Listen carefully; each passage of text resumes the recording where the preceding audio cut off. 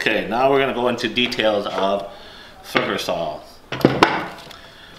This here is a right hand. This here is a left hand. This here is a warm drive. The reason between these two are different is the blades on the opposite side and the motors on the opposite side of each other. Okay, so the one on right here is a left-handed saw. This one right here is a right-handed saw. Does the same work. What do you prefer? Is your choice. People right-handed use left-handed saw. People left-handed use right-handed saw. But it's all up to you guys. Okay. If I'm right-handed and I use a left-handed saw, I can see the blade clearly on my side. It makes it easier to cut. Okay. It makes it easier to cut a straight line because I can see that line right here. I'm visualize the cut right here. Now going to my right-handed saw. This right-handed DeWalt here, see now I gotta I gotta look on top to see the line. You know, I like to cut by looking at the line with the blade. I don't cut using the guard thing because that thing really sometimes not accurate to me. But I prefer just looking at the line. So that's how this is different from this one. For a right-handed person, left-handed saw would be nice. Right-handed saw works too. Now going to the warm drive. It's designed as a left. Most warm drives are left-handed to me. I don't know unless Beth got it. I like it that way. She likes it that way. But I'm gonna go into how to change a blade first before we go into cutting. So I'm gonna change this one right here. Now, going for the blades, for the saws here. What we typically use are the 24 teeth. Okay, that's mostly construction grade. Anything you want to cut in 2x4 inch, 2x6 material, but you probably want to use these. One is that's probably cheaper. Okay. I see a lot of these blades out there now. Diablo Blades. Okay. Those are more spendy, but they're a lot finer cut. As the more teeth, the more finer cut it is. Okay, keep that in mind. The more teeth, the more finer cut. The less teeth, the more rougher cut. I would use the rougher cut in construction, like building, anything has to do with 2x material. Anything that's gonna get cover, okay? Put it that way. Anything that's gonna get cover, I wouldn't use this. The more teeth, like this one here, if I was gonna use this, I'll use this when it's gonna be finished product, like in systems, like you're cutting deck boards, stringers, stair stringers, anything that's gonna be finished, that you're gonna see. You want to use a finer tooth. Anything that's going to be covered, that's what you want to use, the lesser teeth. So going back to changing the blade. Most saw comes with a tool behind it to change your own blade. Okay. Every saw does have this.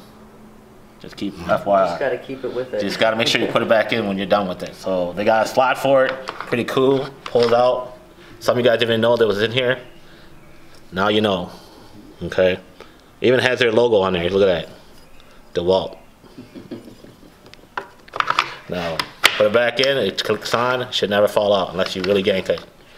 So we take out the tool. There's a locking system right here. That, whatever that does, you press down on it, it should lock the blade in place. Once you lock the blade in place, it only takes one person to change the saw blade. Now, it does not take two people. Okay, locks the blade. You turn this, you get this in there somehow, where you need to be comfortable. Try to turn it away from your body and loosen it up. Okay, so pop this out, set it down.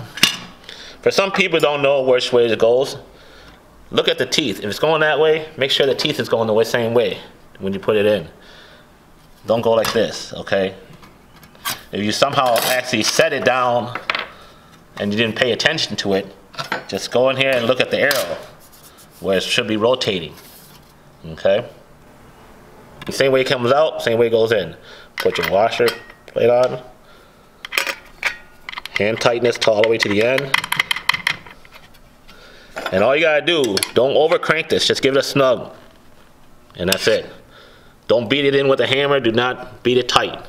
It should just easy snug it, and that's it. And then the blade's in there. So that's the same way, right-handed saw, left-handed saw, same style, same thing. Like this one here, same thing. Left-handed skill has the same locking system, has their own blade changer. Same locking system, just different look in the front. This right here has a different blade on it already, but we're not going to change this because it's the same style way to change it. So we're cool with that. I'll have Miss H go over how they change a blade on the worm drive. Her favorite tool. My favorite tool. There you go. All right. Okay, so now we've got the worm drive. The worm drive is typical to the circular saws. However, this is used more for rough construction. I like using this a lot more than I do the circular saws because this actually acts with gravity.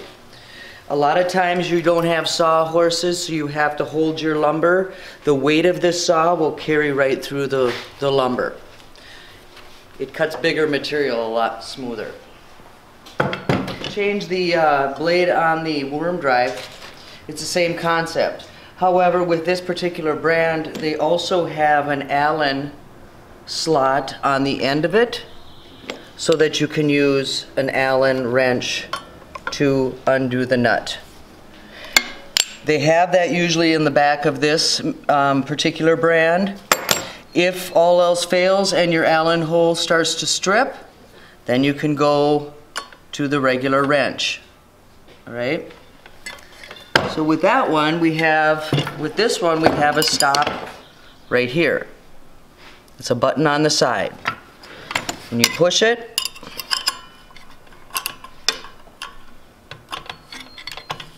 till it stops. Okay.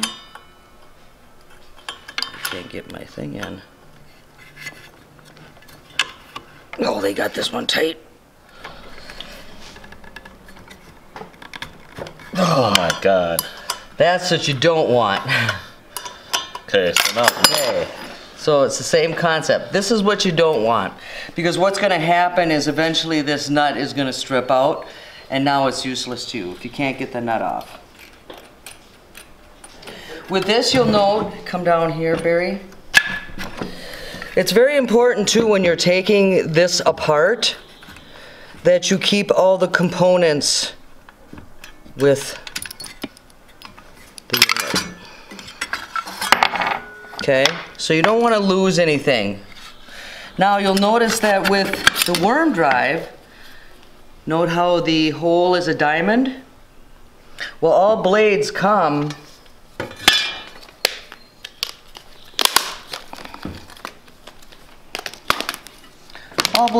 like this, but they actually have a perforation.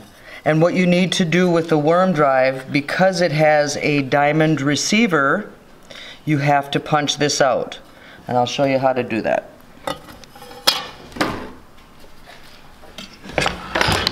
I just take two 2x4s, something,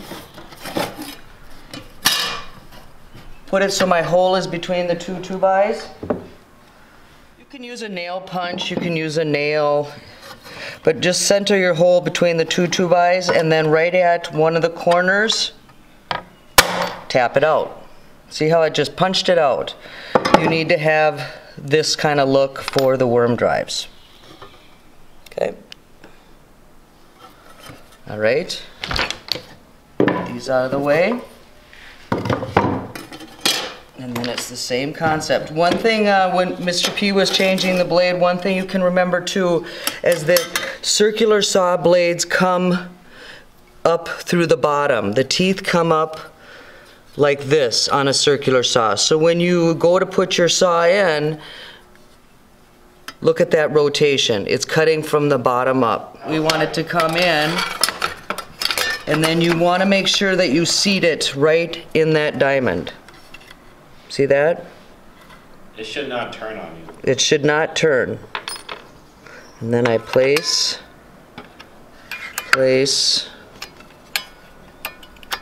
and get it all back in. Okay, and then again, I'm just going to hand tighten it, not crank it on, but just make sure that it's nice and snug. You can always fire up your saw, and if it feels wobbly, if the blade feels wobbly, then you didn't get it seated properly. And you'll have to undo it and make sure it's seated into the groove. And that's the worm drive. Don't worry about the paper and stuff, guys. This will all go away once Yeah, don't try to peel off that paper. Just leave it on there. It'll come off once you use it. But otherwise, that's it about circular saw. Everybody needs a saw at home. If you own a home, you're gonna need a saw. Even though you don't know how to use it, it's just cool to have one sometime.